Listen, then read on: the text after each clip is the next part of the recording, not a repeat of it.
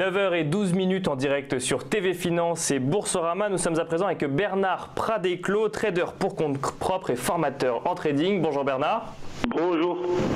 Alors on va regarder avec vous ce matin les market movers, les valeurs qui montent ou qui descendent. On commence par celles qui montent et notamment dans le secteur de la construction, Bernard. Exactement, donc on va commencer donc par Bouygues. Donc Bouygues qui ce matin donc a annoncé donc une hausse de son chiffre d'affaires avec aussi une hausse de son bénéfice. Donc c'est a priori plutôt bien pris par les investisseurs puisqu'elle est en hausse de plus de 4,2% au moment où je vous parle. Alors elle a ouvert à 38,30, il y a eu un petit repli donc en fait immédiat, et là elle est en train de jouer avec les 39. Donc une valeur très intéressante, on avait vu ça, alors je sais plus si c'était hier ou avant-hier, qu'elle était située justement dans un range et on parlait justement de surveiller la sortie de ce range. Alors c'est exactement ce qui se passe et ça se fait donc de manière très spectaculaire avec un gap entre la zone des 37,20 et des 38,30, donc à surveiller, à confirmer, toujours la même chose en clôture, on ne s'énerve pas, on surveille, on regarde, on va attendre la clôture. Vraiment les traders qui vont travailler juste en intraday vont pouvoir jouer sur la valeur, mais sinon pour les investisseurs je conseille de attendre la clôture, de attendre la confirmation de la cassure de sortie du range et à ce moment là donc très certainement que Bouygues ira tutoyer à nouveau la zone des 40,5. Voilà, ça sera l'objectif, on va dire, en quelques séances. Alors voilà pour Bouygues. Autre valeur dans le secteur de la construction, Vinci est également en hausse ce matin, Bernard. Exactement, donc Vinci plus 1%. Alors Vinci, la situation est différente puisque donc Bouygues jusque-là était plutôt dans une configuration baissière avec un petit range depuis le mois de juin. Vinci, lui, est sur un sommet. Alors c'est un range, mais donc elle se situe sur un sommet. Elle travaille donc un range entre la zone des 81 et des 87. Elle a fait à la mi-août une petite configuration qui est intéressante, qui est en fait une fausse sortie par le bas, avec une prise d'appui sur les supports. Je suis désolé si c'est un petit peu trop technique, mais avec une prise d'appui sur les hauts du mois de mars. Et donc aujourd'hui, elle tente une ressortie par le haut. Donc si c'était confirmé, là aussi, donc elle se situe légèrement sous les 85. Allez revoir la zone des 87,2 est une possibilité pour les prochaines séances. Et alors, dernière valeur qui monte ce matin, enfin en tout cas sur celle sur laquelle on va mettre un coup de projecteur, il s'agit de Technip FMC plus 0,3%.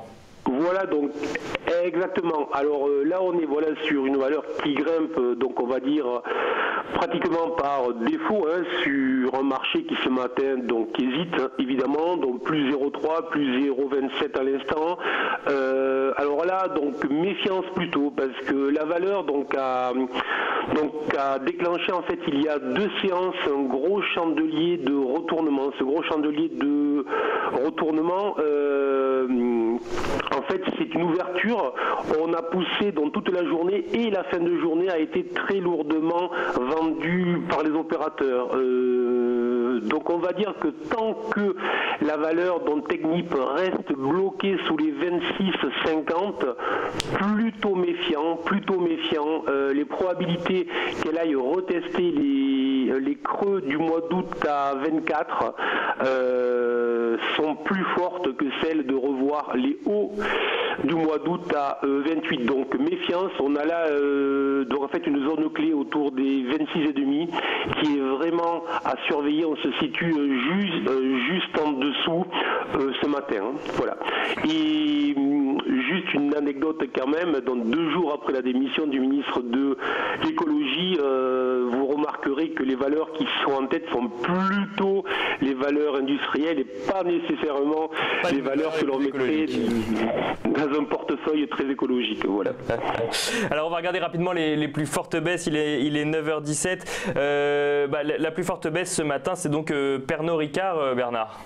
Oui, alors bon, Pernod Ricard, très clairement, les investisseurs hésitent dessus.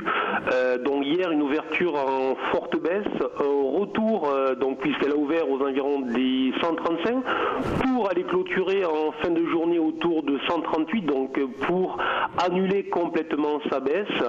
Ce matin, il semblerait qu'ils veulent repartir à la baisse, donc ça vend à moins 0,9 à l'instant. Donc très difficile à lire. On va dire que, alors on aurait aussi en plus donc graphiquement une configuration que l'on appelle une configuration épaule tête épaule, qui serait une configuration de retournement baissier. Donc c'est à surveiller. On va dire que le niveau qui est à surveiller sur la valeur, c'est justement le niveau sur lequel les investisseurs ont pris appui hier dans des 134, 135. Donc tant que la valeur se situe au-dessus des 135, on peut espérer que ça reparte à la hausse. Une cassure du niveau des 135 devrait vraiment mettre la pression sur les acheteurs, et à ce moment-là, de manière graphique simple, il y a un petit report en amplitude à jouer qui serait un retour sur les 121, 122. Donc un niveau clé 134, 135. Pour le moment, on est au-dessus, donc pas une grosse inquiétude, mais c'est à surveiller. Merci beaucoup Bernard Pradeclos. Je rappelle donc que vous êtes trader pour compte propre et auteur du livre Stratégie de marché.